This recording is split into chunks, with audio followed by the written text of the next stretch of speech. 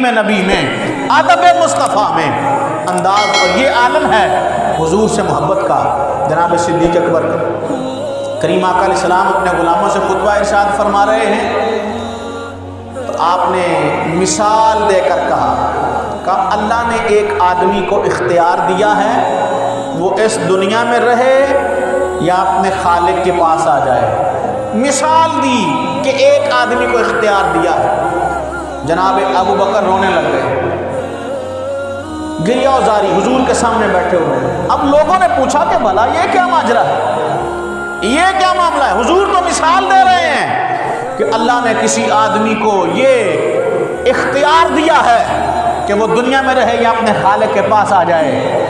تو یہ بات کھل کر لوگوں کے سامنے آ گئی کہ وہ آدمی رسول اللہ کی ذات تھی، اور میرے آقا اپنے غلاموں کو اپنے وصال کی خبر دے رہے تھے، اور یہ بتا رہے تھے کہ رب کا حکم آ گیا ہے اور میں اپنے رب کی بارگاہ میں واپس جا رہا ہوں، میں نے پیام اجل کو لبیک کہہ دیا ہے، میں نے حکم خداوندی کو مان لیا ہے، اور میں اپنے رب کے حضور حاضر ہونے جا رہا ہوں۔ رسول دو عالم السلام اپنے غلاموں کو خبر دے رہے تھے اپنے وصال کی، اور اس سارے مجمع میں وہ پہلا آدمی جسے اس اشارے کا پتہ چل گیا، جو نبی کی جدائی سے رونے لگا، وہ زیرک، وہ فہم و فراست کا بادشاہ، وہ عقل و دانش کا شہنشاہ جناب ابو بکر تھے، جنہوں نے اس اشارے کو پا لیا کہ محبوب سے جدائی کا وقت آ گیا۔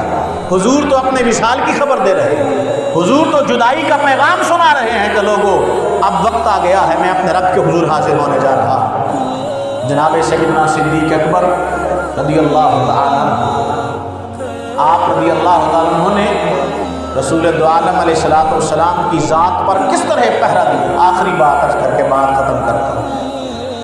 آپ جب مسلمانوں کے امیر بنے رسول دو عالم کے وصال کے بعد، تو اچانک چاروں طرف سے فتنوں نے سر اٹھا لیا۔ جو لوگ نئے نئے مسلمان ہوئے تھے وہ مرتد ہو گئے، انہوں نے انکار کر دیا اسلام کا۔ کچھ لوگوں نے اسلام میں یہ چیز داخل کر دی کہ ہم نماز اور روزہ تو مانیں گے لیکن زکوٰۃ ادا نہیں کریں گے، اس سے انکار کر دیا۔ کچھ مرتد ہو گئے، مکمل اسلام سے پھر گئے۔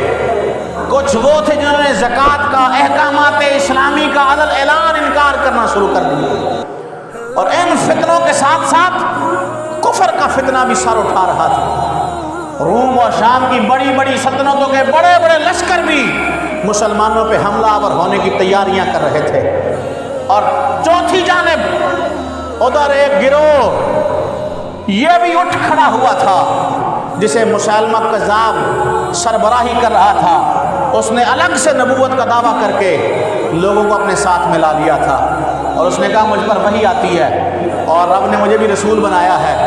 کچھ لوگ بھی اس کے ساتھ مل گئے، اپنے قبیلے والوں کو بھی اس نے ساتھ ملا لیا۔ یہ سارے فتنے ہی سر اٹھا کر کھڑے تھے۔ تو جناب ابو بکر رضی اللہ تعالی عنہ نے بڑی قلیل مدت میں سارے فتنوں کا سر کچل کر رکھ دیا۔ مسلمہ کا سر کاٹا میدان جنگ میں، اسے شکست فاش ہوئی، اس کے حامی مارے گئے۔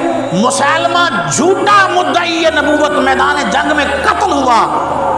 رسول دو عالم کے صحابہ نے اسے کاٹ کر رکھ دیا اور لوگوں کو بتایا جیسے ہمیں خدا کی خدائی اور توحید میں کوئی شریک گوارا نہیں ہے، اسی طرح مصطفیٰ کی نبوت میں بھی کوئی شریک ہمیں گوارا نہیں۔ مصطفیٰ کی نبوت میں بھی کوئی شریک بننے کی کوشش کرے گا تو ہم اس کا گلا کاٹ دیں گے۔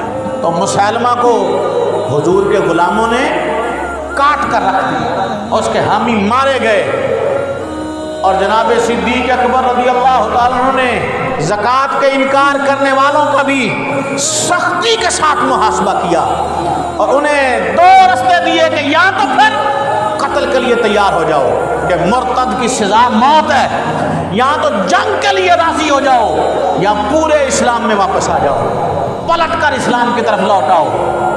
آپ رضی اللہ تعالیٰ عنہ کی حکمت عملی نے اور آپ کی دانست اور فہم و فراست نے مسلمانوں کو، اسلام کو اتنا فائدہ پہنچایا کہ حضور کے وصال کے بعد جو بڑی کشمکش کی کیفیت پیدا ہوئی تھی، وہ سب کچھ مسلمانوں کا الحمدللہ جناب ابو بکر کی برکت سے اور آپ کی حکمت عملی سے اللہ نے اسلام کو پھر سے قوت عطا فرما دی اور پھر سے زور عطا فرما دیا اور سلطنت اسلامی اپنے پیروں پہ کھڑی ہو گئی۔